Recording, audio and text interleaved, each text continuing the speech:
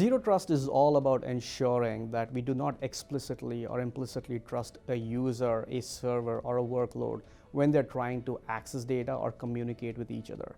Zero trust is all about ensuring that we verify the user, if it's a user, validate the device from which they're going ahead and accessing the data, and intelligently limiting their access dynamically.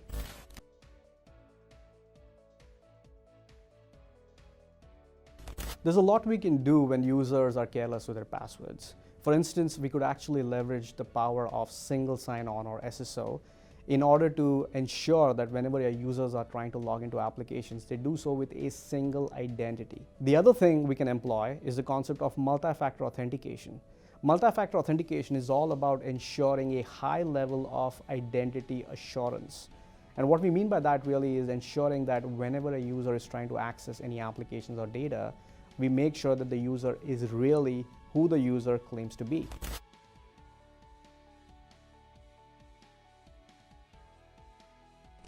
The best way to balance the concept of high security along with productivity and convenience is really to use two common technologies that we know of. One is single sign-on. Single sign-on helps ensure that users use a single identity when they're trying to log into applications.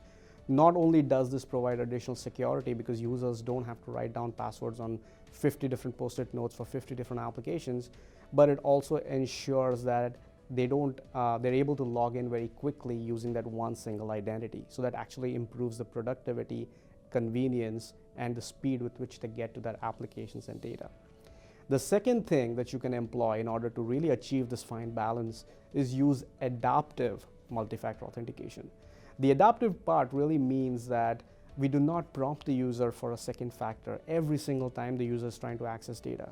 It really means that we actually employ the concept of user behavior models.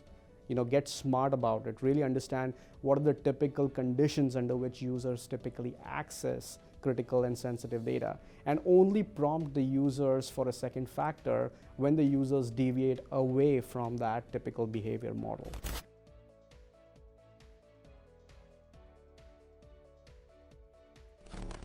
What our customers tell us in terms of how we differentiate ourselves from Microsoft, Google, and Okta really is along three dimensions. The first dimension is about the promise of supporting a multi-cloud and hybrid world. The second one is this concept of identity where you can control and secure it. What we mean by that is we are the only vendor that does not force our customers to synchronize their identity information, whether it's sitting in an on-premises Active Directory or sitting in their own cloud directory, with our cloud directory. So that's the second dimension. The third dimension really is all about employing intelligence. Idaptive has a truly comprehensive user behavior analytics capability that combines the concept of data, algorithms, and continuous learning.